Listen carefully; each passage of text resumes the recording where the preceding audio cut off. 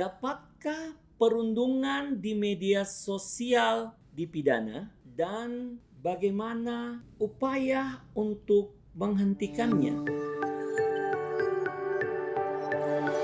Assalamualaikum warahmatullahi wabarakatuh. Salam sahabat Harmoni Hukum. Berjumpa lagi kita dengan episode ke-8 program bedah Undang-Undang ITE. Dan pada kesempatan ini kita akan membahas terkait dengan norma tindak pidana perundungan di media sosial atau biasa dikenal dengan cyberbullying dalam Undang-Undang ITE. Menarik untuk mencermati konstruksi norma tindak pidana ini dalam Undang-Undang ITE dan mari kita diskusikan bersama. Sahabat Harmoni Hukum, perundungan secara sederhana dalam Kamus Besar Bahasa Indonesia dimaknai sebagai perbuatan merundung. Merundung sendiri merupakan perbuatan menyakiti orang lain baik secara fisik maupun psikis dalam bentuk kekerasan verbal, sosial, atau fisik berulang kali dan dari waktu ke waktu, seperti memanggil nama seseorang dengan julukan yang tidak disukai, memukul, mendorong, menyebarkan rumor, mengancam, atau merongrong. Sementara itu, jika dihubungkan dengan media sosial, maka perundungan di media sosial atau cyberbullying merupakan tindakan yang melecehkan atau menyakiti orang lain yang dilakukan di ruang siber atau media sosial. Sahabat Harmoni Hukum, tindakan ini dapat terjadi secara berulang-ulang melalui media elektronik dan tidak terbatas pada ruang dan waktu yang sejalan dengan karakteristik ruang siber yang dapat diakses dalam 24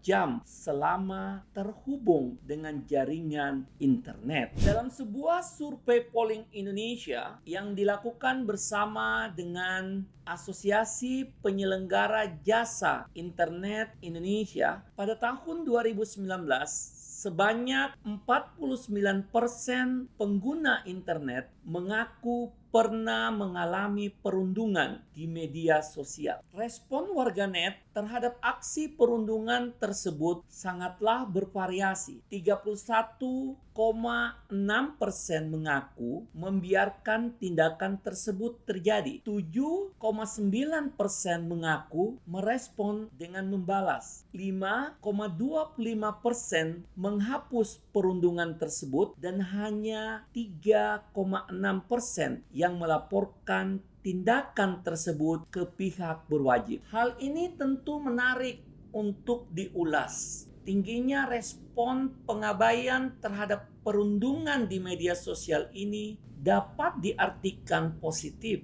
jika kita melihat dari perspektif sikap warganet yang memilih untuk fokus pada hal yang lain yang bisa jadi lebih produktif alih-alih menanggapi perundungan tersebut. Namun, di sisi lain, tingginya angka pembiaran terhadap perundungan ini dapat menormalisasi tindakan ini, sehingga masyarakat bisa saja menilai tindakan ini sebagai tindakan yang wajar, biasa, dan normal. Sahabat Harmoni Hukum, pelaku dapat merasa tidak bersalah dan tanpa beban untuk bertanggung jawab kepada korban. Padahal bisa jadi tindakan tersebut telah membuat kerugian atau telah membuat korbannya menderita ketakutan. Berbeda dengan perundungan konvensional yang terdapat kejelasan pelakunya, dimensi ruang siber yang memungkinkan anonimitas membuat praktik perundungan dapat terjadi secara anonim atau pelaku dapat menyembunyikan identitasnya. Selain itu, faktor yang membuat perundungan di media sosial cukup marak adalah ketidaktampakan pelaku, minimnya otoritas, dan dimungkinkannya perundungan tanpa bertemu secara langsung membuat pelaku dapat merasa bebas berkomentar dan terlepas dari tanggung jawab perbuatannya. Sahabat Harmoni Hukum, berdasarkan hasil penelitian dari Rani Rastati, peneliti dari LIPI yang mengutip dari Willard, terdapat 7 bentuk perbuatan yang termasuk dalam kategori perundungan siber. Seperti yang pertama, flaming atau pertengkaran daring. Yang kedua, harassment atau pelecehan. Yang ketiga, denigration atau fitnah. Yang keempat, impersonating atau akun palsu. Yang kelima, trickery atau tipu daya. Yang keenam, exclusion atau pengucilan, dan kemudian yang terakhir cyber stalking atau penguntitan siber. Perlu kita ketahui bersama sahabat Harmoni Hukum bahwa dampak atau akibat yang ditimbulkan dari perbuatan perundungan terhadap korban sangat mendalam dan berbekas. Bahkan jika korban perundungan adalah anak, maka hal ini dapat menimbulkan traumatik hingga ia dewasa. Dalam salah satu penelitian yang dilakukan oleh Muhammad Haikal, dosen pada Universitas Islam Negeri Ar-Raniri, Aceh, dalam publikasinya yang dimuat pada The Conversation, menjelaskan bahwa permasalahan psikis yang diderita korban akibat tindakan dari pelaku yang masalahnya tidak diselesaikan dapat mempengaruhi kondisi dan pandangan hidup korban ketika menjadi dewasa. Perundungan ini membuat mereka menjadi individu yang minder, sulit beradaptasi, dan kehilangan kepercayaan kepada teman sebaya saat berinteraksi di kampus. Dalam artikelnya, Rani Rastati menguraikan beberapa tanda-tanda seseorang menjadi korban dari perundungan siber, seperti depresi, gelisah, merasa tidak aman, sedih berkepanjangan, percaya diri rendah, kurangnya kemampuan bersosialisasi, dan selalu tampak sendiri baik di sekolah maupun di tempat kerja. Selain itu, korban juga cenderung menghindari komputer, telepon genggam, dan alat elektronik yang memungkinkan ia mengakses email, ruang obrol, atau pesan teks di media sosialnya. Beberapa korban bahkan mengalami kesulitan tidur, nafsu makan berkurang, hingga tak jarang mereka melakukan percobaan bunuh diri. Sahabat Harmoni Hukum, secara umum norma perundungan di media sosial dalam Undang-Undang ITE dapat ditemukan pada beberapa pasal, seperti pasal 27 ayat 3 terkait dengan pencemaran nama baik, pasal 27 ayat 4 terkait dengan pemerasan dan pengancaman secara umum, di mana kedua pasal ini sebelumnya kami telah uraikan pada program bedah Undang-Undang ITE yang lalu, yang dapat Anda simak melalui video di bawah ini. Secara khusus, pada kesempatan ini kami akan lebih memfokuskan pada pasal 29 Undang-Undang ITE yang mengatur terkait dengan norma pengancaman atau menakut-nakuti secara pribadi melalui media elektronik. Rumusan norma dalam pasal 29 Undang-Undang ITE yakni setiap orang dengan sengaja dan tanpa hak mengirimkan informasi elektronik dan atau dokumen elektronik yang berisi ancaman kekerasan atau menakut-nakuti yang ditujukan secara pribadi. Selain memahami norma yang telah diuraikan pasca pengesahan surat keputusan bersama terkait dengan pedoman implementasi pasal tertentu dalam Undang-Undang ITE, pasal 29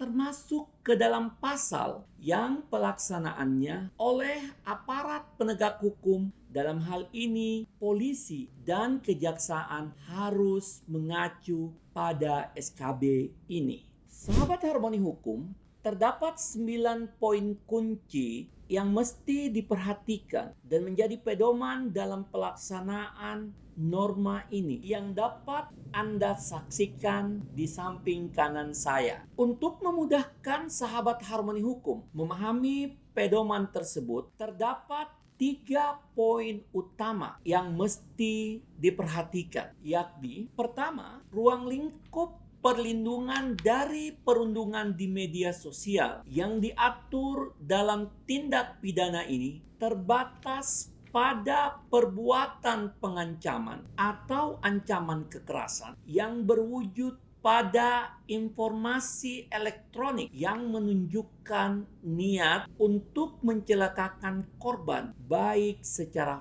fisik maupun psikis. Sasaran ancaman atau korban harus spesifik kepada pribadi yang mengancam jiwanya dan unsur ancaman ini telah terpenuhi meskipun hanya dilakukan satu kali atau tanpa tindakan yang berulang. Kedua, terkait dengan unsur menakut-nakuti, perlu menjadi catatan bahwa perluasan makna ketakutan yang dapat terjadi pada pribadi, kelompok, keluarga, maupun golongan dapat mengaburkan norma pada tindak pidana ini yang seharusnya fokus pada poin kunci, yakni perbuatan yang ditujukan secara pribadi. Selain itu, merujuk pada dampak ketakutan yang ditimbulkan. Hal ini harus dibuktikan secara nyata dengan perubahan perilaku yang dilengkapi dengan keterangan saksi yang menerangkan fakta korban yang mengalami ketakutan atau tekanan psikis. Dan yang terakhir, terkait dengan ketentuan yang meletakkan norma tindak pidana ini sebagai delik umum tentu patut diapresiasi. Hal ini bermakna bahwa pemerintah dalam hal ini diwakili oleh kepolisian hadir untuk bertindak aktif dalam memproses tindak pidana meski tanpa pengaduan dari korban. Namun, menurut kami, penting untuk diperhatikan bahwa aparat penegak hukum dalam mengadili tindak pidana ini harus menggunakan pendekatan keadilan restoratif atau pemulihan terhadap korban menjadi fokus utama dalam penyelesaian perkara sebagaimana telah kami uraikan pada episode sebelumnya yang dapat Anda saksikan di bawah ini.